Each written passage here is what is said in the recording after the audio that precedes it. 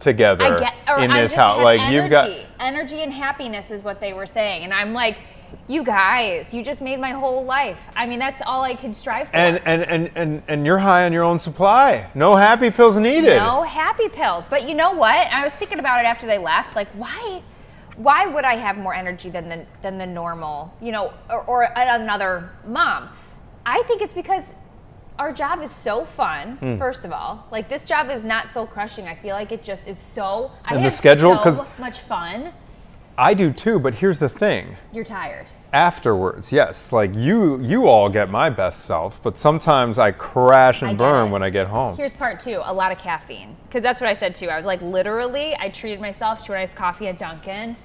That'll make a like difference. Like a second coffee yeah, for the that's day, nice. Yeah. And that'll just carry you through. Carry you through, yeah. I've been known to do that from time to time. Just like a little, coffee. Yeah, just like a little. I'm getting a real bad habit here, Anthony. Is it? I'm spending like $4 on a small iced coffee like every day right now. The iced coffee during the summer is low-key awesome. I was never an iced coffee guy. Yeah. But I'm starting to, like, I had one yesterday because Maggie sometimes leaves out her leftover hot mug, you know, like in the thing, and I'll be like, I think I'm just gonna throw that on ice, and it's been working. Good? It's been working. Yes. Because I used to be a barista, and we would have to make the coffee extra dark because you add ice. Yeah, you add ice. So I haven't perfected that recipe, but I'm wondering like if there's a cheaper way to do it, because I don't want to keep spending $4 every day. And I know they have those like prepackaged, you know, cans of coffee or whatever. I just haven't found one that's particularly delicious. We have a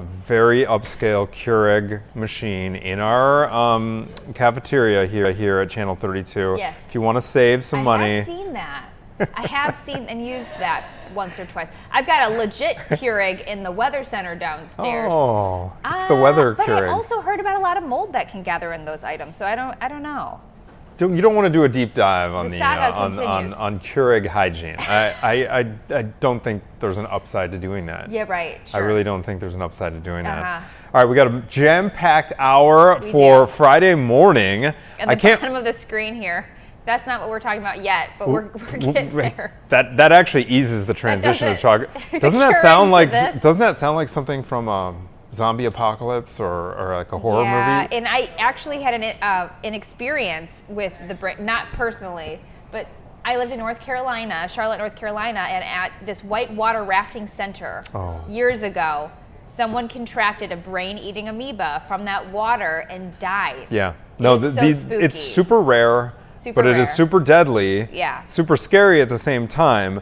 But we are going to be sorting, so a positive case of this was found in Missouri, Lake of the Ozarks. And so coming up in just a few minutes, we're going to be speaking with a doctor who is going to join us to separate fact from fiction here and hopefully ease some of these fears, because I know even though it is deadly, it is super, super rare, but still we're going to run through exactly what we all need to protect ourselves. So that's one thing we got coming up. Looking forward to that. Also, did you ever take an improv class for this job? You did though, right? I did, yeah. And wait, was it for broadcasting? Yeah, I think I did, just on my own. Oh, outside. Because we do have to kind of, you know, we outside of work. I did it as an adult at the Annoyance Theater, which they have they have a couple locations in the city, but the one I was a student at was in Andersonville. But it's fun. It's like camp for adults. You do like zip zap zop, like work on yes-anding and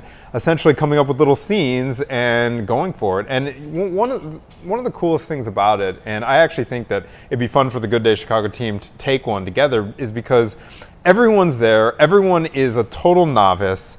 It's a safe space they create, and so you can be a fool, and everyone knows that we're just here to, like, you know, work on our improv skills and just no judgment zone. It's a no judgment zone. Yeah. So we got a couple of guys who are actually experienced improvisers, but they've got a show called Late Night Shenanigans. And they are going to be joining us to tell us more about that show a little bit later. And we also have some one-of-a-kind treasures that we're going to be looking at that are about to be auctioned off from a very famous mentalist named the Amazing Kreskin. Mentalism. It's not.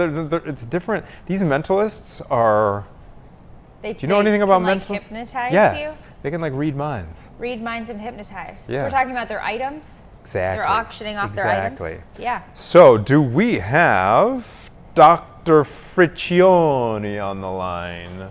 There yes. she Did I get your is. last name correct?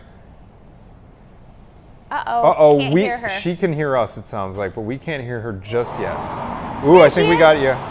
Dr. Friccioni. Marielle? Sounds like you might be muted, perhaps, Doctor. She's from Rush University Medical Center. Is that the blue line going by? Can you hear us, Doctor? So I'll read through these headlines while we get her mic situated. So as we heard can from see Anthony, you. We'll do your intro just while we wait for the... Health officials in Missouri are sounding the alarm after confirming a rare and dangerous infection known as the brain-eating amoeba. So the adult patient is currently in intensive care after likely contracting. This is called Naegleria fowleri. I'm probably butchering that word, but it's a microscopic organism found in warm, fresh water following a trip to the Lake of the Ozarks. While infections like this are extremely rare in the United States, they are almost always deadly. So we are going to talk to Dr. Friccioni from Rush University Medical Center to dive into this topic and see how rare it is and if we have to have our guard up or what we can do to protect ourselves. Can you hear us, Doctor? I can hear you. Yay, we can hear you now. Oh, good. Yay. There's like a lot of background. Yeah, So are we now hearing I can like fix your pronunciation. It was good pronunciation? Friccioni? Friccione. All right. It's a cool last name, that's for sure. Well, thank you so much for joining us this morning to talk about this. All right, so this obviously is a frightening thing to hear. Caitlin was just saying in one of her previous markets where she worked, North Carolina? Yeah. North Carolina, Charlotte, North Carolina, someone went to a water rafting, a river rafting park and contracted what sounds identical to this. So we want to separate some fact from fiction here. Run us through exactly how it enters the body and takes over and causes infection. Yeah, so Naegleria fowleri is something that is so small you can't see it, and it loves to live in warm, shallow water. And then it gets up your nose, and there are little holes that separate the back of your nose from your brain, essentially. And this little tiny amoeba goes through those holes. And before a lot of doctors can diagnose it, it's already caused a lot of damage, and that's why it can lead to death so quickly.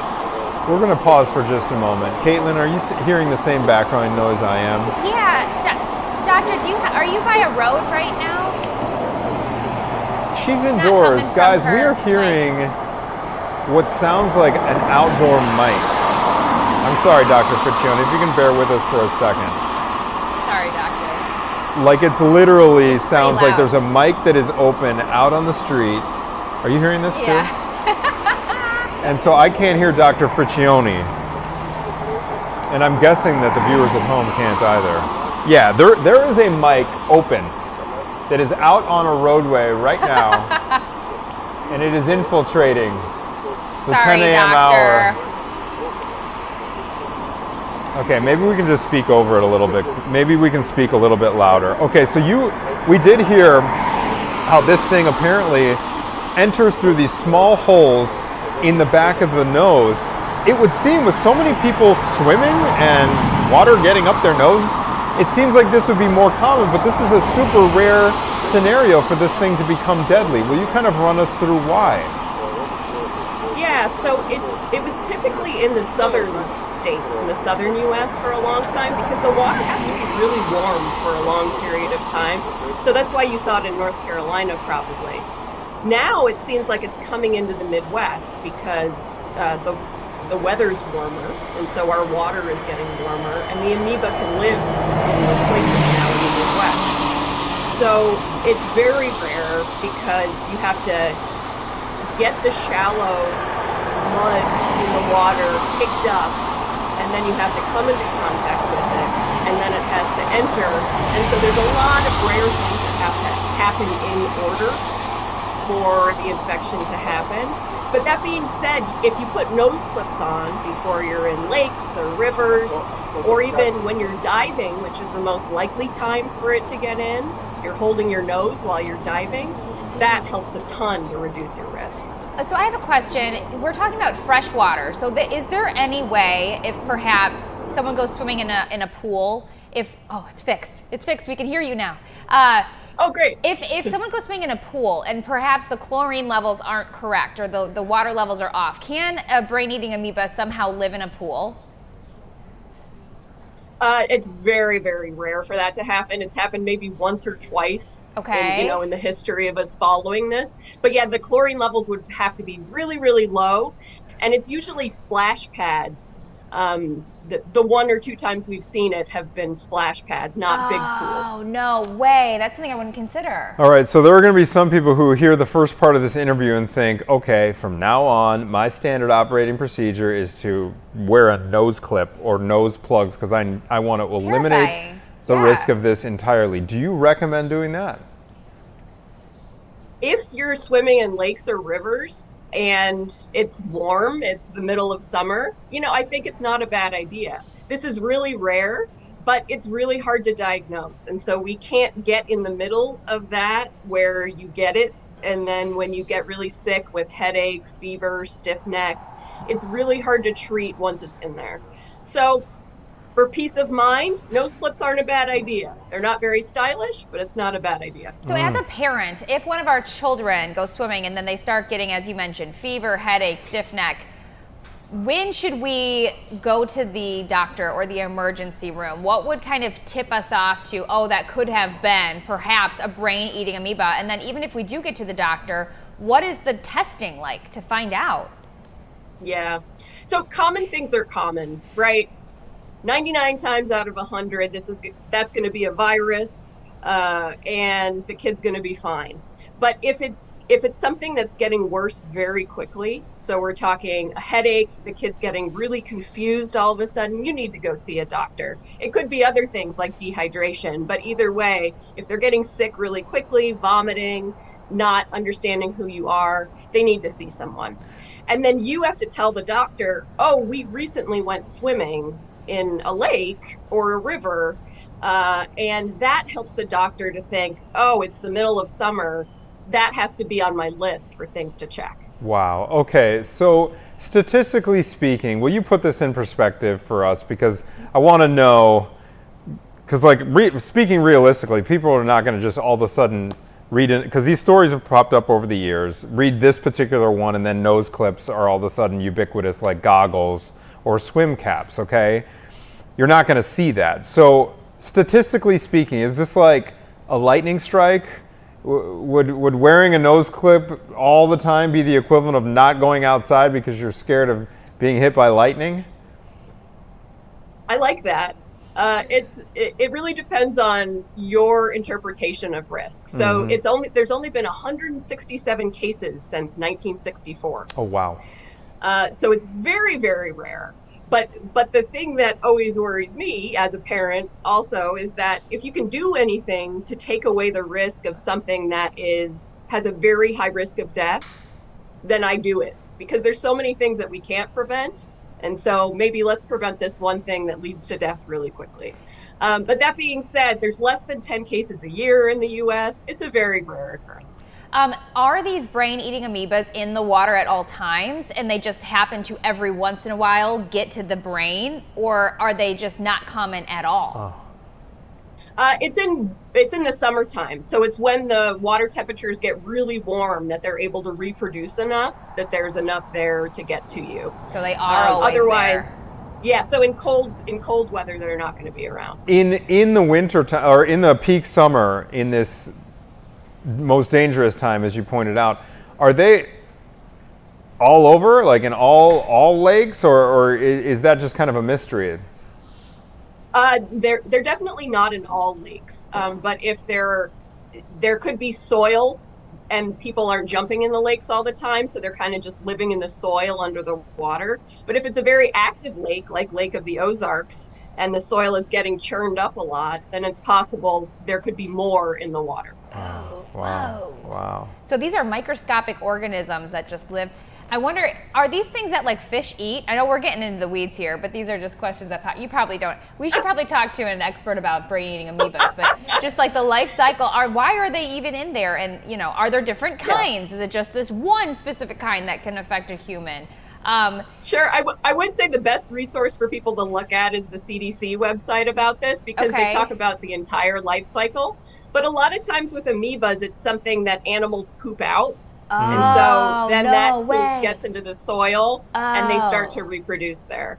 What is the incubation period, if you will, like from the time that it's exposed through those holes in the back of your nose till the time that it is actually going to work on the brain?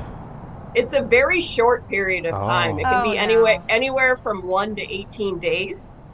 And for some, it's only 5 days from the actual swimming exposure for them to have died. What is the treatment? If you guys get someone in and you're like, okay, they've got a brain-eating amoeba, what do? You have to go track it down? Well, this is actually one of the really interesting things in infectious diseases. This is the only amoeba that you can treat with an antifungal medication. So it's really interesting. And this is something that you have to get that antifungal medication in immediately. So you have to be suspicious of it immediately in order to get that drug in. Wow. So that's where giving the doctor that information about what you've been doing in the past week or two is hugely important. We are getting the wrap right now, but Doctor, can you tell us how effective that is if you do catch it early and you are able to get this antifungal medication? Can it save your life? Yeah, absolutely. And it's a lot about communicating with the doctor, right? Yes. So just letting them know what you guys have been up to, and that does a lot. Listen to your gut, parents. If something seems off, go get it checked out right away. Yes, that's indeed. Great though to hear. I'm glad to end on a positive. Yes. And Dr. Mariel Friccioni with Rush University Medical Center, thank you so much. We're going to stay safe out there. Nose clips are in all of our future. Yeah. All right. Spooky stuff. We're going to take a quick break. But guess what? I don't know if anyone at home has been able to hear what is going on in the background here. Yeah, just a little something, something. We had the traffic earlier, not sure if you guys heard that, but now, this is kind of a cool noise. Kaplan's been raving about it all morning. Oh yeah? We're hearing those Thunderbirds go by. The Air and Water Show. The Thunderbirds go by, and there's all kinds of acrobatic planes and everything. We are going to speak with someone from the Museum of Science and Industry coming up after this break about all the physics behind some of our favorite stunts. Stay with us.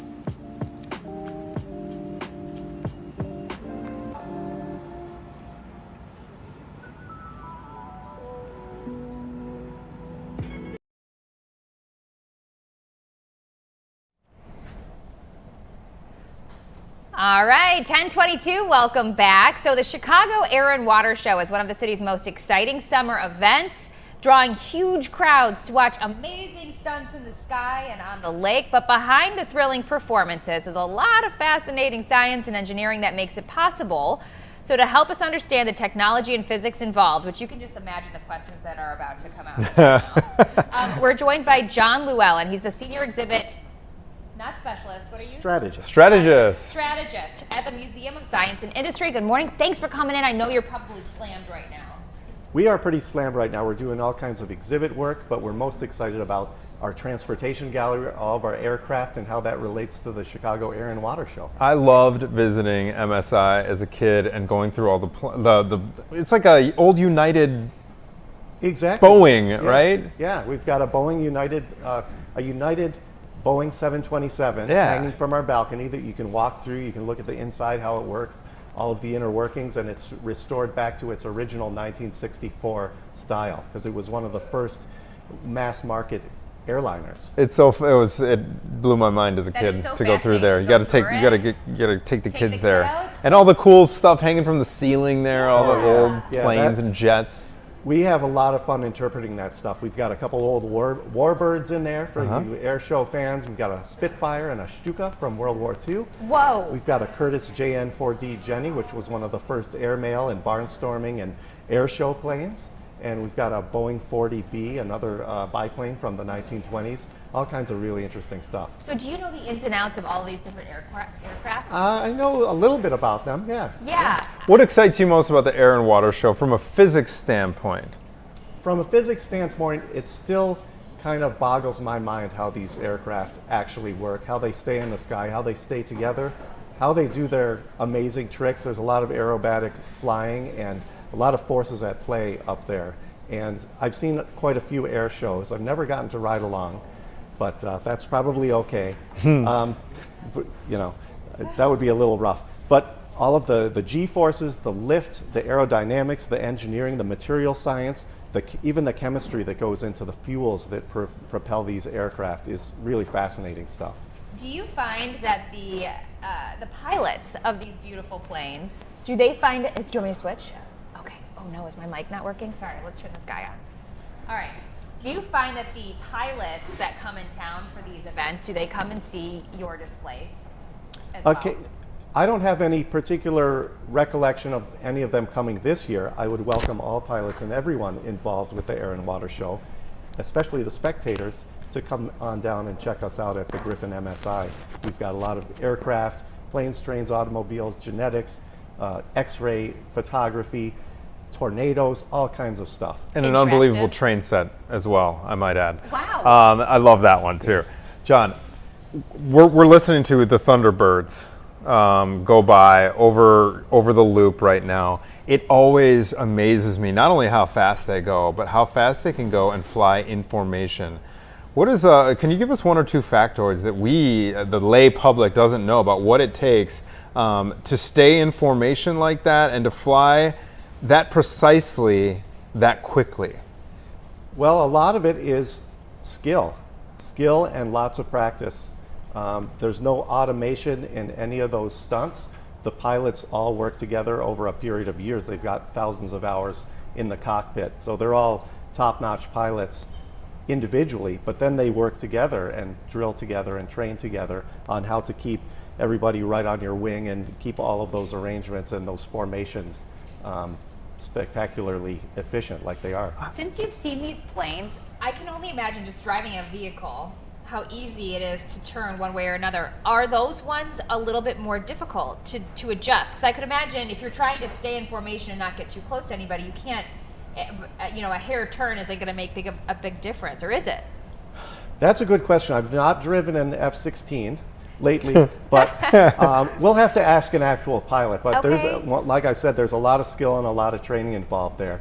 I'm not sure it's like with the modern day cars where you've got your cruise control and your highway driving assist where it sees the lanes and things like that. I think it's pretty much all just manual, they're doing it because they're highly skilled pilots. Wow. Do you? There's really not much room for error up there. You know, Right. they're just like that close together. That is unbelievable. They had what I believe was an F-22 Raptor at one of the air shows a few years ago. This is not an annual guest. So this was a rare thing, but I remember it kind of hovered up in the ground and then turned in midair without like doing the standard, you know, that you're used to seeing. It like literally like hovered and turned. How is that even possible?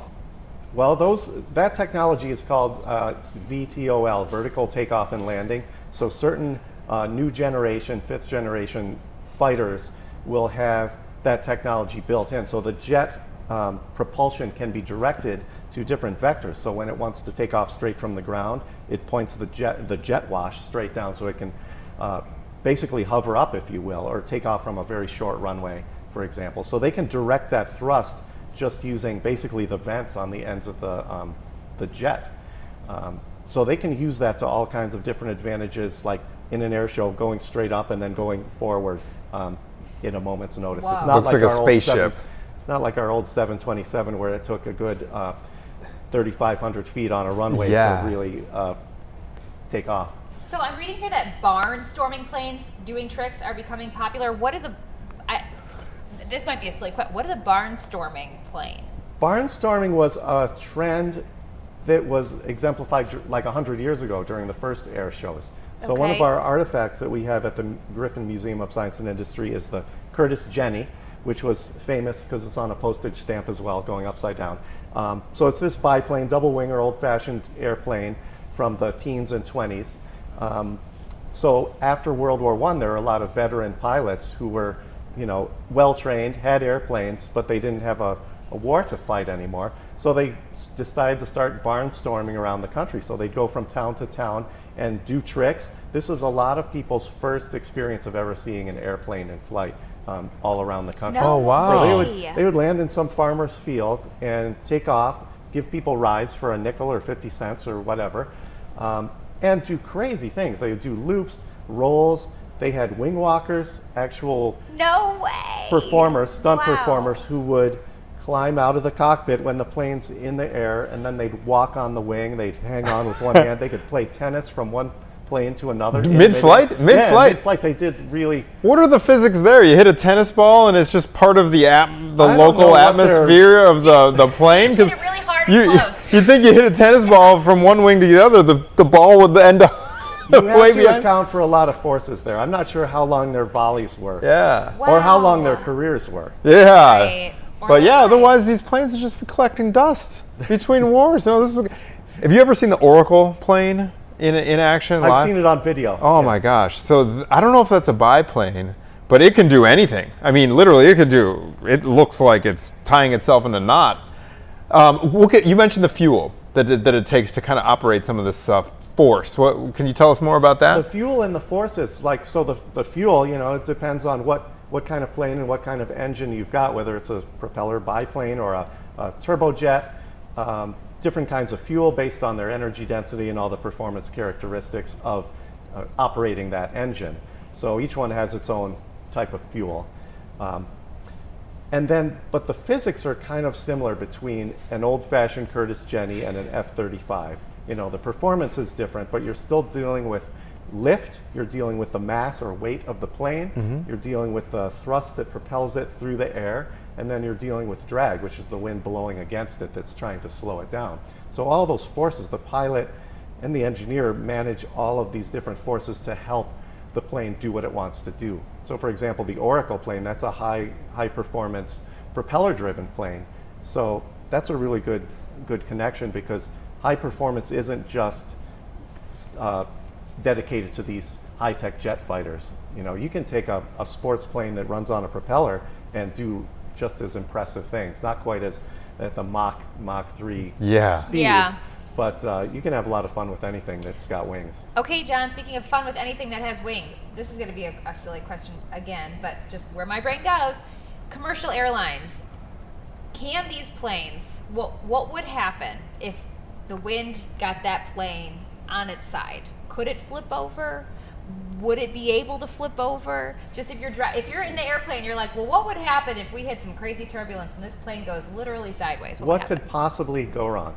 Well, luckily the commercial airplanes are designed with a super wide envelope of safety, like a gigantic margin of safety. So any turbulence that's going to hit, your airline flight to Cincinnati or whatever, any turbulence, that plane's going to structurally be able to take it. They test and they engineer to forces that are way over and above than any turbulence. You definitely want to have your seatbelt on in case of any turbulence, because you want to stay in your seat rather than flying around or having a zero-G experience on board. Yeah, so that would be no fun. No, it will not flip over. And it's not going to flip over, and their avionics and the pilot's training are designed with a margin of error as well. So any kind of wind shear or anything like that, they can basically handle it. Okay. Can you, John, tell us about any exhibits at the museum that let people experience what it's like to fly or learn more about how flight works? Absolutely. We've got our exhibit called Take Flight, and that's the one with the Boeing 727 in it on our main balcony. It's got, as I said, a full-scale Boeing 727 that landed in Chicago for its last flight in 1994, and we brought it into the museum. Now you can board the plane, sit on it. There are interactive exhibits on board that show you how airplanes fly, how the plane works, what are all the different systems, what happens to your body during a flight. Like you might want to, it's good to drink water for a long flight because you tend to get dehydrated, and all kinds of tips and tricks for dealing with jet lag. And then you can also look inside the engine of the 727 and discover it's an animated cutaway model of this jet engine. So you can see exactly where the air comes in, where the fuel burns, where the pressure goes in and out, and how it pushes the plane forward. So it's fascinating. It's a lot of fun. We had a lot of fun working on it. I'm overdue for a trip to Griffin MSI. John Llewellyn, thank you so much, sir. Fascinating stuff. Enjoy. Are you going to go to the air show this weekend? Yeah, you think you're going to make definitely. All right, for sure. Thank you so much for being here. We're going to take a quick break, but when we come back, they have been called one of Chicago's best sketch and improv duos. We're going to have one of them here, Jordy Blenner, when we come back. Stay with us, everybody.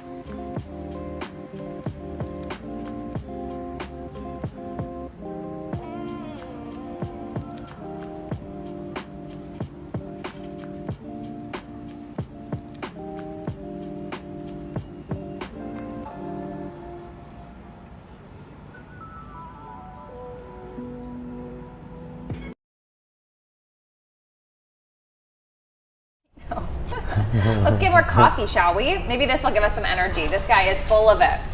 He's Look at this. I got a show, Mom. I got it. I haven't seen one of those since like 2003. I'm not sure if it's even working here.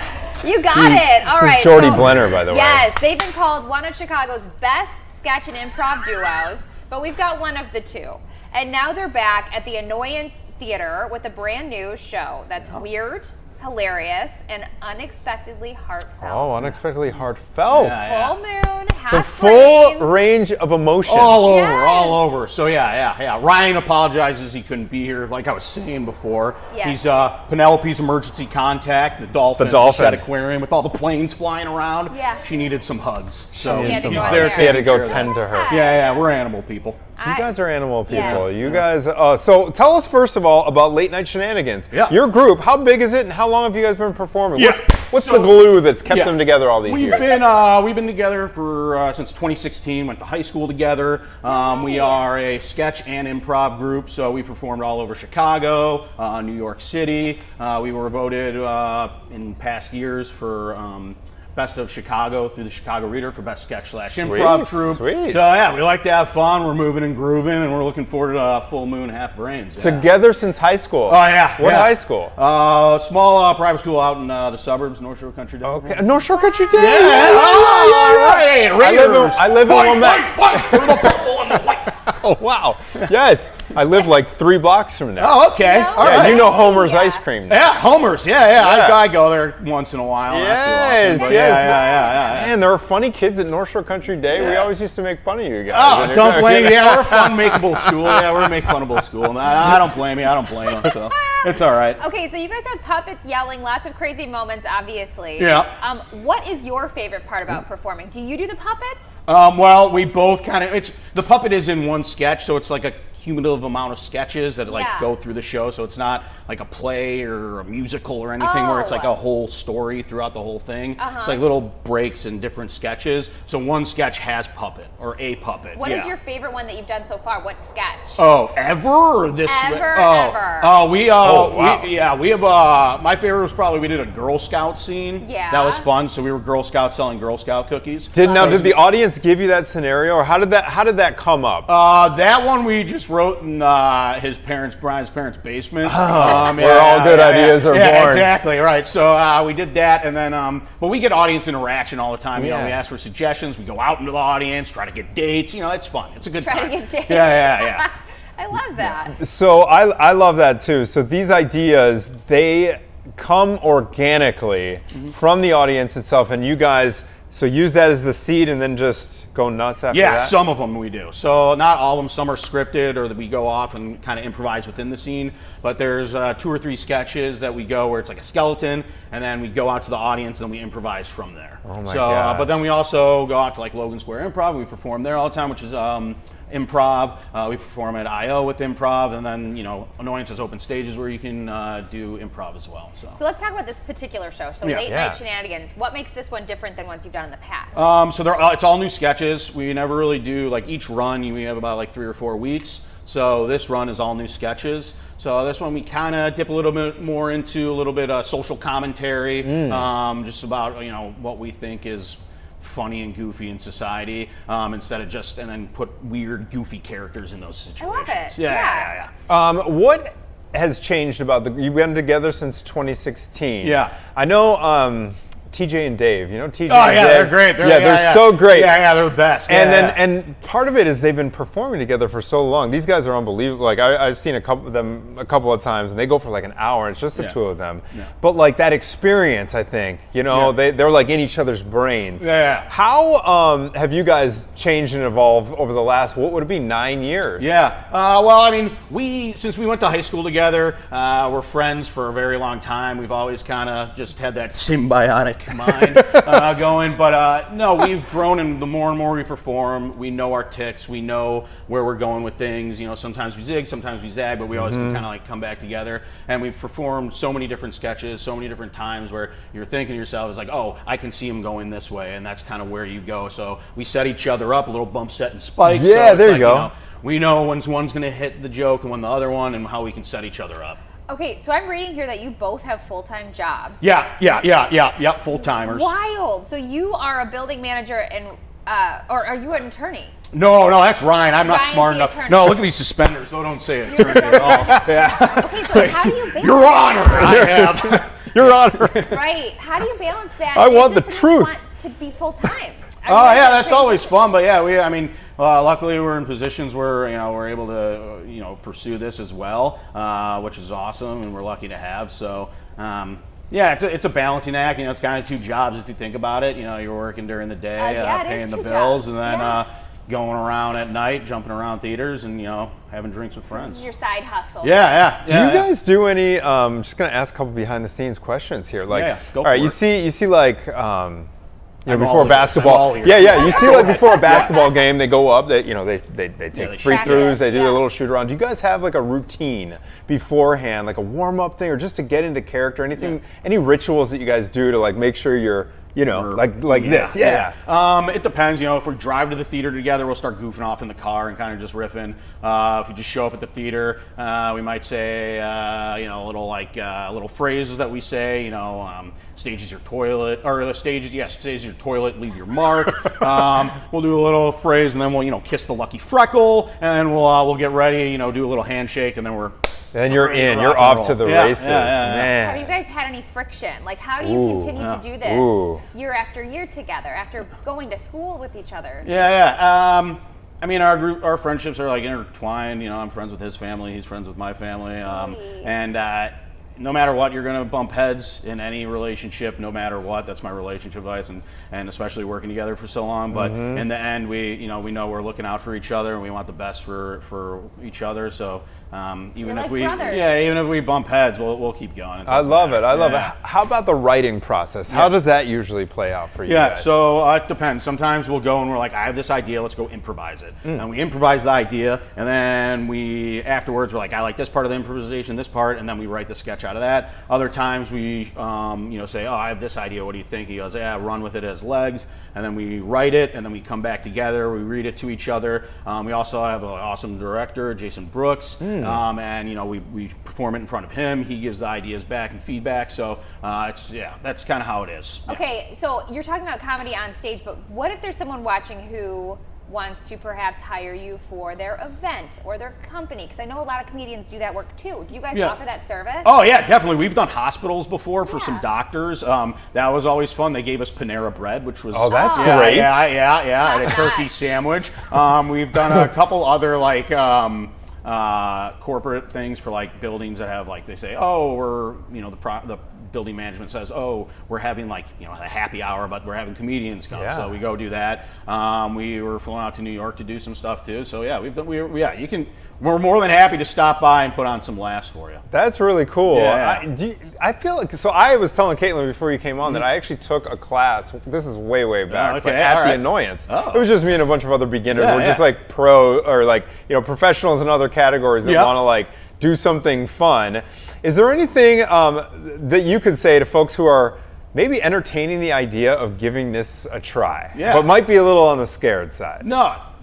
Do it. There's no harm in it. It's fun. You learn about yourself too. You meet great people. You get great advice, and not just how to perform on stage and improvise, but also when you walk into a room with a bunch of strangers, or you got to give a presentation, it kind of gives and clarifies that mind of this is where I can go. This is how I can work with people when I'm talking to them and everything like that. So even if you're not looking to do it for professional reasons, it's good to help out the mind. Absolutely. Yeah. Where can folks check you guys out? Yeah, right now, so we have 3 more weeks on Saturdays at 8 at the Annoyance Theater. You can also follow us on Instagram, _late_night_shenanigans. There it is, right there. there. It is. Oh, yeah. And you can do that, follow us there, and then we also will perform all over, and you can follow us for finding out when we're up and running. North Shore Country Days. Yeah. Jordy Blenner, everybody. Hey, thanks for having me. Yeah, Thanks for having me. absolutely. That was fun. Blast. All right. Thank you so much. Yeah. Well, date night. We should get the significant others and roll to the Annoyance Theater Yeah, on roll on Saturday out. night. All right. We'll give I you hope some the crazy. dolphin is okay. Yeah, I do At the end too. of this, I hope the dolphin is okay. Oh That's yeah, right. Penelope. Yeah, they probably have Xanax Yeah. for dolphins. It'll be You fun. would Yeah, hope so. Yeah, Jordy, yeah. thanks for being in. No Appreciate problem. seeing Thank you. you.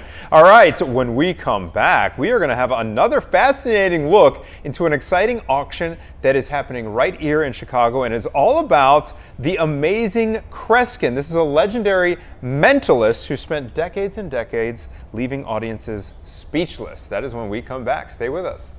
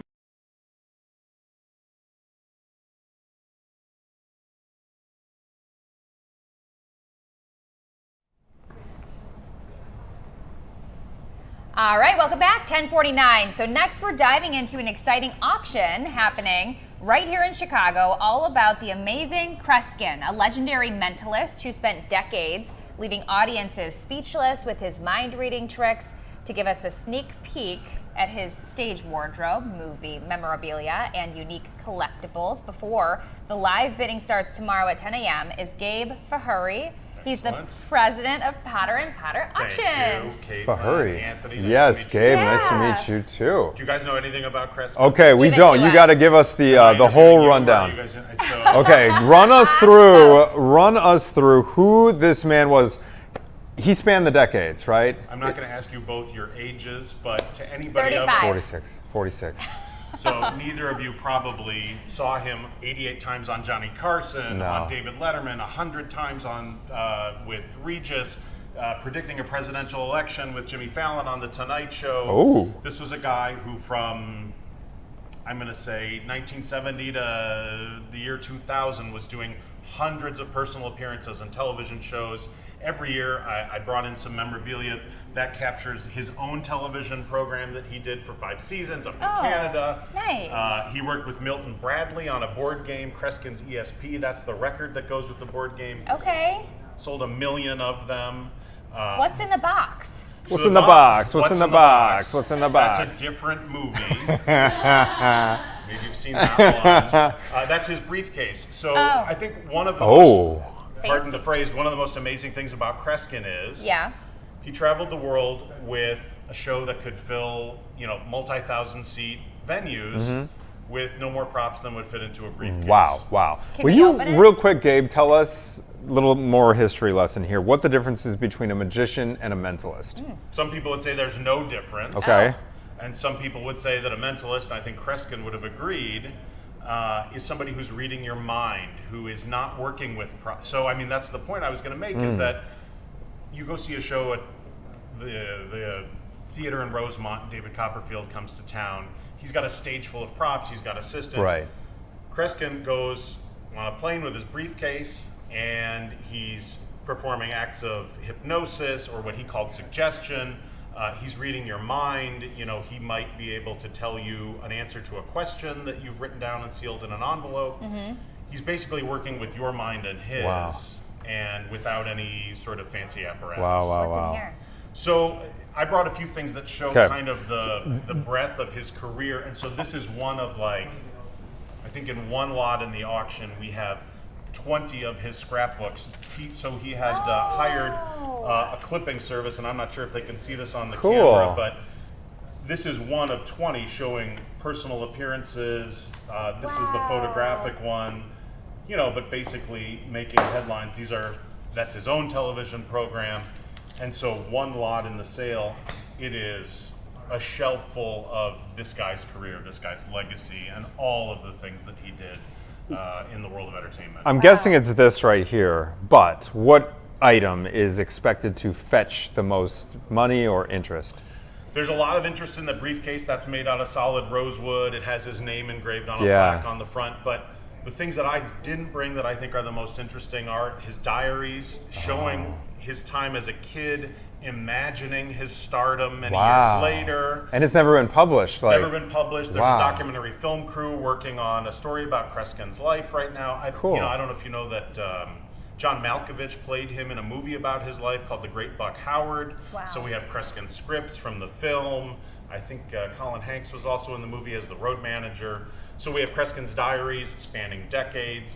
The thing that I find the most interesting, and you guys will roll your eyes, I'm sure, but they're index cards that chronicle every show he ever did for 50 years. Wow. That he kept on his own? He had a manager or somebody. Okay, they kept where he worked, how much he got paid, who the agent was, that's fun. all the details.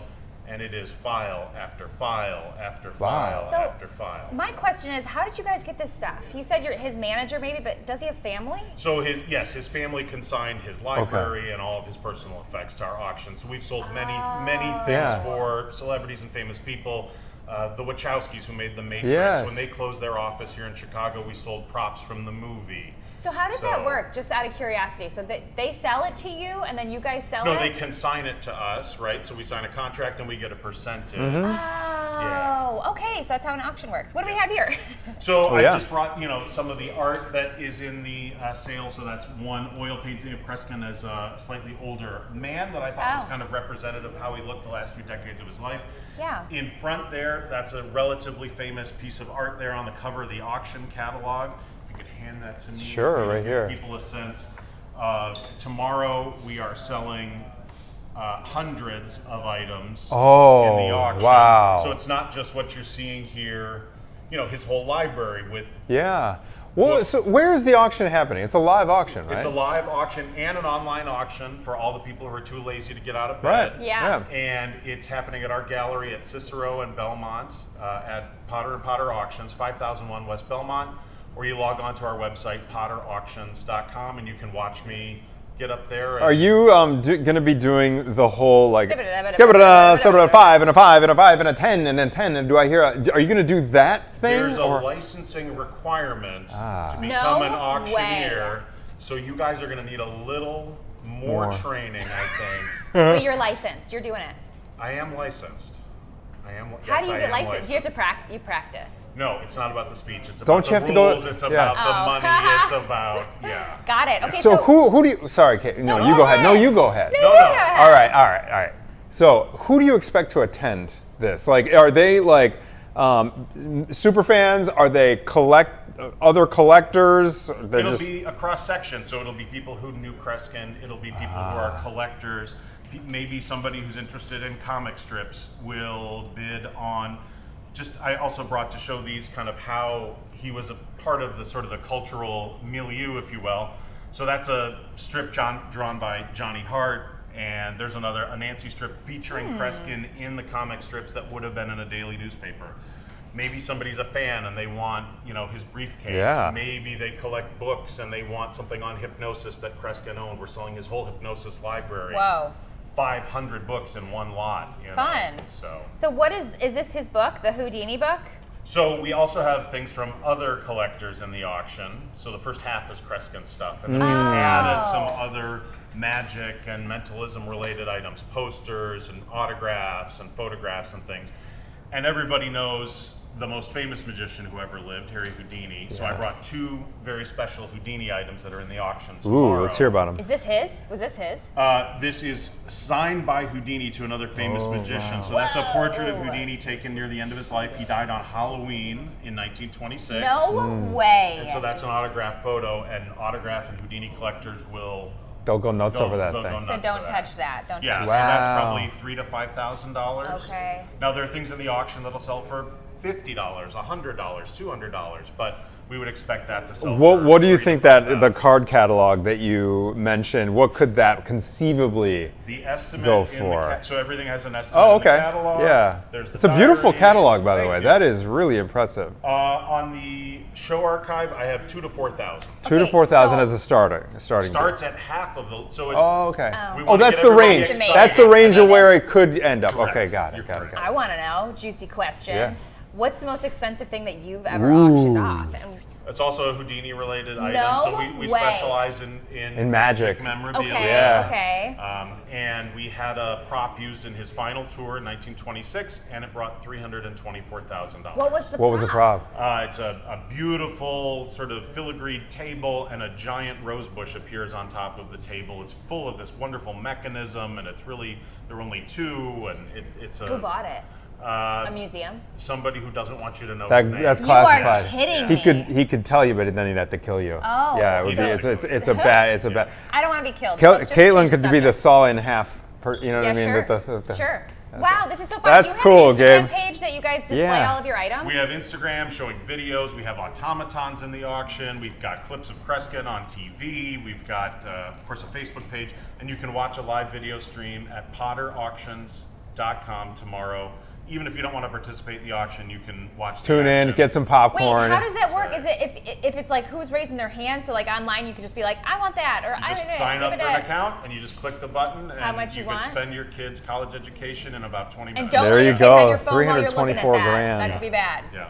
Gabe. Cool. Fascinating Anthony. stuff. So That was fun. really Thanks cool. for Little coming hit. in. Thank you for the history lesson you. too, because My pleasure. us lay people, we've heard of Houdini, we've heard of Sure. David Copperfield, Sure. but Yeah. we just haven't heard of all the mentalists out there. I'm Creskin. fascinating. right. All right, we're coming up on 11 a.m., which means Caitlin and I gotta have to get turn outta here. things over and get out of here. Have a great weekend. Enjoy the Air and Water show. If you go swimming, maybe consider A nose plug. a nose plug. Yeah. And we will hopefully see you back here on Monday. Dee-dee-dee-dee.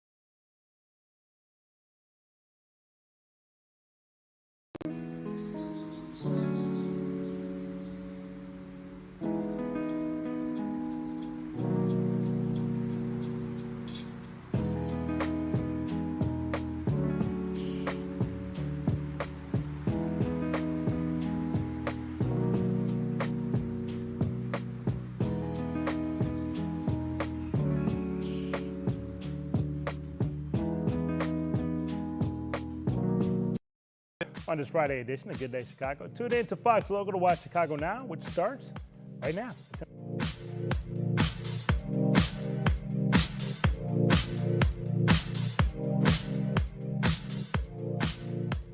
Something special, sexy, wonderful. Something special, sexy.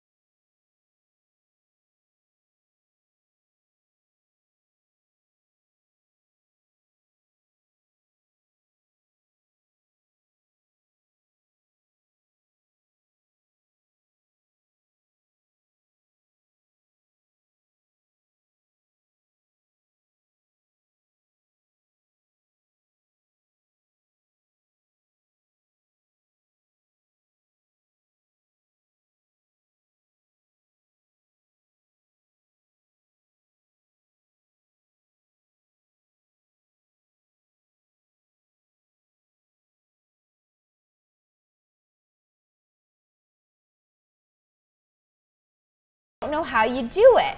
And two of them, and then the other mom came in, she's like, I just asked her if she's on happy pills. She's like, I would like some. I was like, no, but the fact that you asked me that, I am flattered.